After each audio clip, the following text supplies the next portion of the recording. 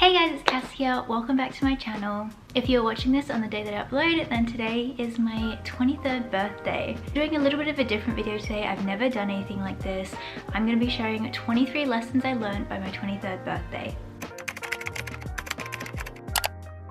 I am filming this a week in advance, but it's all good. It's okay. I don't know if I'm going to be learning any more lessons in the next week, although we might. I don't know. I've watched so many people do this kind of video over the years, and I've always watched them and I've always loved them, and I've never done it myself, even though I've been on YouTube for almost 8 years now, which is crazy. It's going to be the 10-year anniversary in 2 years, guys.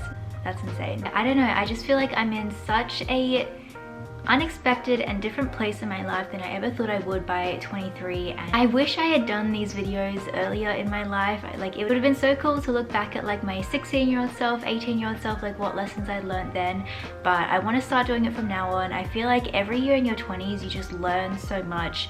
It's your year for like learning and discovering things about yourself, things about the world, and I just feel like every year I'm hopefully going to be learning a lot of cool and good lessons. So yeah, I want to try and do this kind of video every year. Let me know if you guys are interested in that, and I would love to know what is your #1 like life lesson that you've learned, or like your life advice, like what you would tell to your 16-year-old self. I would love to know that. So anyway, without further ado, let's get into the 23 lessons I've learned by 23. #1 is your idea of success can change. Now, this is something I only learned within the past year. Last year I had achieved something that it was my 15-year-old's dream. That was like, what if I asked my 15-year-old self, what do you think success looks like they would have described the scenario I was in my job last year. But I was the most miserable I'd ever been, and there was lots of circumstances surrounding this. Obviously the pandemic had a huge play in that. I don't think I would have been as unhappy if the pandemic didn't happen, but I just think I realized that it wasn't what I'd wanted. Like, something that I thought was top point of success for me, it just wasn't what I wanted. And that is the thing, you grow up thinking you want one thing, or you're taught that you want something. Your parents and your school have an influence on what they think you should be doing with your life, and you get this idea in your head, and then you get there and it's not what it's cracked out to be, and that's okay. I feel like in your 20s, that's like the time to trial all of these different careers or just different things. It doesn't even have to be related to a job, but this is just your time to try things out. It just might not be what you expected, and so yeah, your idea of success can definitely change. You might hit a level of success that you would have once thought would make you so happy, and it just doesn't, and that's okay. We'll find what makes you happy and what you think success is to you. #2, I think we all kind of learnt this one last year, but you don't need to have a plan. I think nowadays there's just not even much of a point having a plan. Things can change so unexpectedly and so quickly. You just don't need to know what you're going to be doing for the next 30 years of your life. It doesn't work out like that. It never does. It goes back to my first point. You know, I thought I'd found a job that I'd be doing for however many years, and things change. So you don't need to have a plan. You don't need to know what's going on all of the time. #3 is focus on things you can control rather than things you can't. This one I learned in therapy. It's simple and logical sentence, but for some reason I'd never thought about it. I think, like I said earlier, I am a huge control freak, and when things don't go to plan, things don't go my way, end up just getting so lost, and I just don't know what to do, and I get so stressed. And it's the thing, there's always going to be things in your life that you just can't control. You can't control anything, and so being able to focus on things you can control, even if they're small things, even if it's like, I can control what time I set my alarm, I can control how many pages of a book I read, I can control what I'm gonna eat for breakfast tomorrow. Focus on the little things that you can control, and it'll just make you feel so much better. There's just not enough time in the day, and there's no point even stressing about little things like what other people do, or like, you know, things like that. There's no point trying to even stress about those things. So #4 is setting boundaries is so important, and the only people who will be upset about you setting boundaries is those who benefited from when you didn't have them. You can find where your line is, where your boundaries are for certain relationships or situations in life. you'll just feel a lot more comfortable. I feel like as a person with anxiety, that is something that has helped me a lot, is just setting boundaries for yourself and for other people. Obviously, you can't control everything, so you can't control if other people are going to respect your boundaries, but if you at least can set them up for yourself, then that's all you can really do. 5 is treat yourself how you would treat your friend.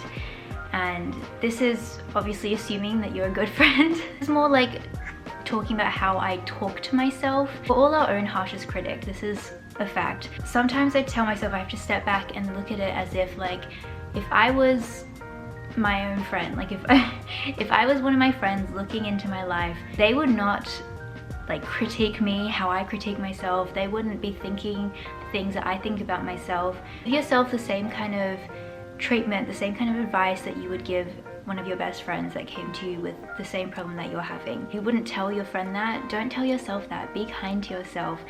Be less hard on yourself. You are doing fine. And yeah, I think I just really need to take my own advice on that one. Number 6 is working harder, not smarter. I feel like this is, to me, a reflection of hustle culture. I think it's just so damaging, and I remember in my old job just feeling so guilty if I ever actually took a lunch break, finished work at the time that I was contractually supposed to finish work. I would feel guilty if I wasn't working overtime, and that's just not how it should be, and it just isn't how I want to live my life. So I think that's really important, just to know to work smarter, be able to really use your time wisely during the times when you're supposed to be working, whether that's 9 to 5 or whatever times you do work. If you are working just 9 to 5 and you're not working overtime or going above and beyond or whatever, that doesn't mean you're not a hard worker. It doesn't mean you're not a good worker.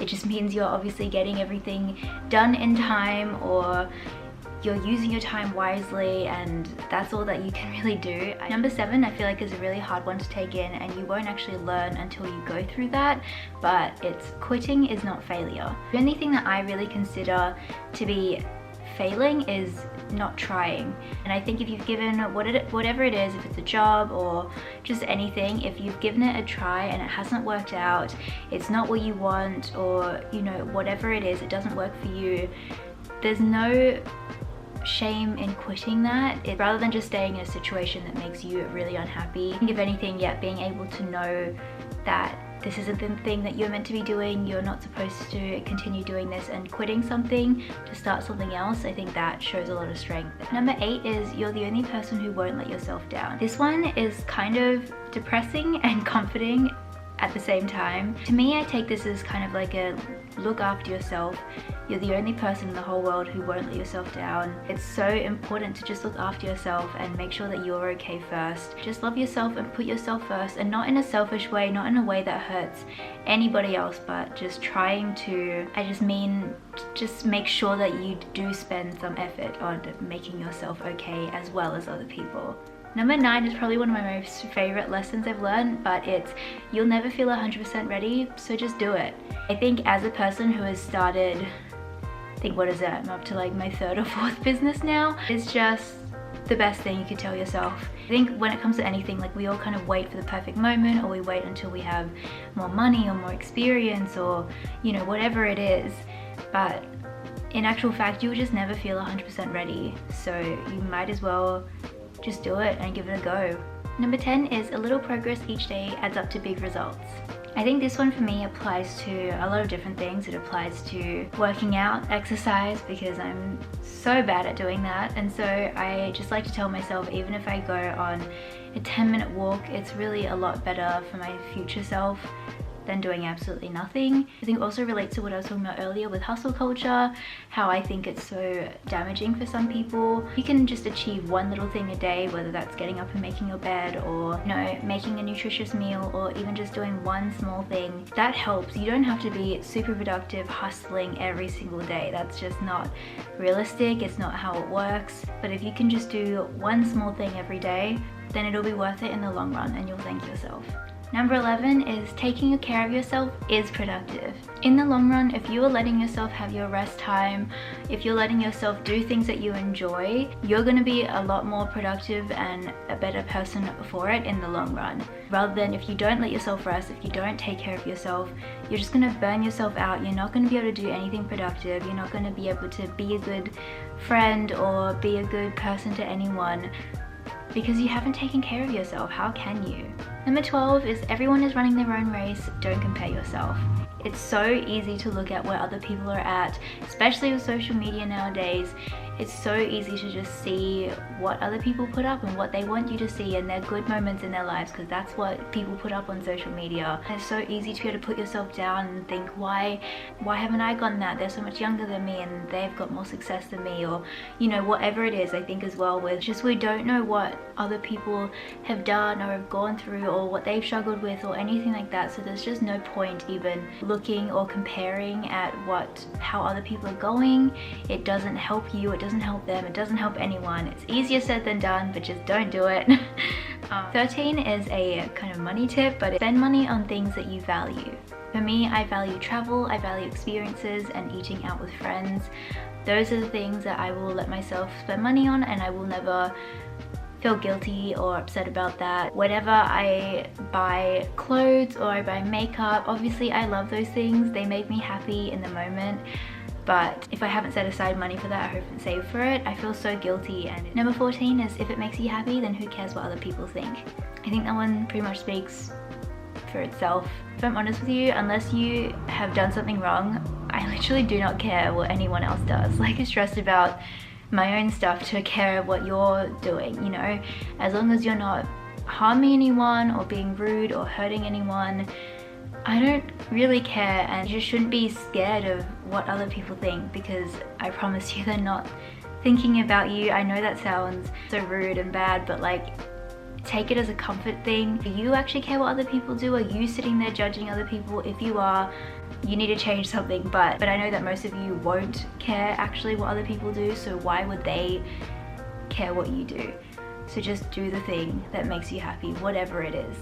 Number 15 is still something that I'm trying to figure out for myself, but it's make sure you have an activity that you do that's just for you. Not for content, not for social media, not for making money purposes or for anyone else. Like, you need to have something for yourself. For me, I'd say that would be my skincare routine. I love doing my skincare, especially when I'm not filming it for a video or anything, when I'm just doing it for myself. It's my own me time.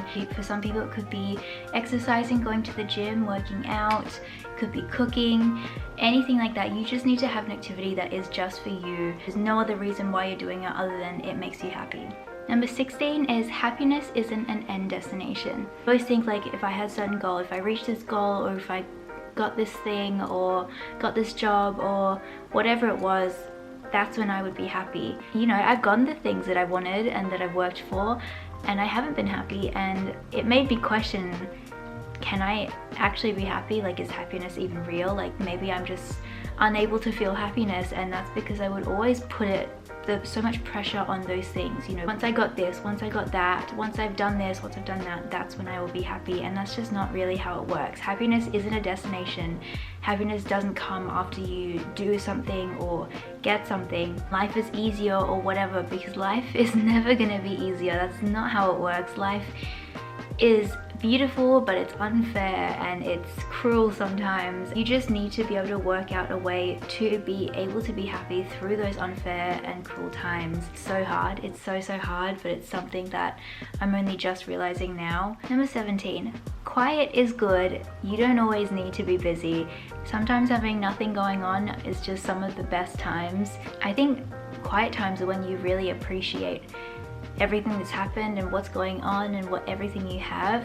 Like, time feels like it's going so fast until you actually slow down and just stop and think about it.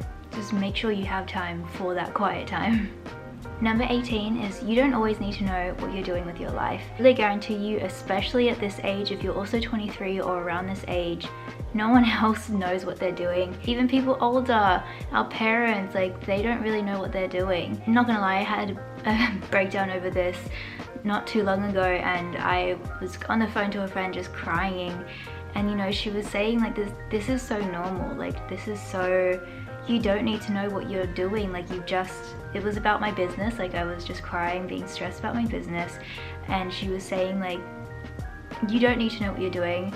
First of all, the things that you're talking to me about, crying about, so many people I know have experienced those things, so you're not alone. I was also just saying, you know, I don't know how this is gonna work in like 5 years, like what am I gonna do then, and things like that. And she was like, you've been doing this business for 3 months, like you need to just calm down and just stop and not be too hard on yourself. It was so right, like I was just so, it's so obvious sometimes, but when you're having those hard moments, it's not obvious, and it's so hard to think like that. But just don't need to always know what you're doing. Whatever you're doing right now, if it's making you happy and you're comfortable, you know, you're making enough money, you're eating, and as long as you're safe and you're happy and you're healthy with what you're doing right now, then you don't need to know what you're going to be doing in the next 5 years.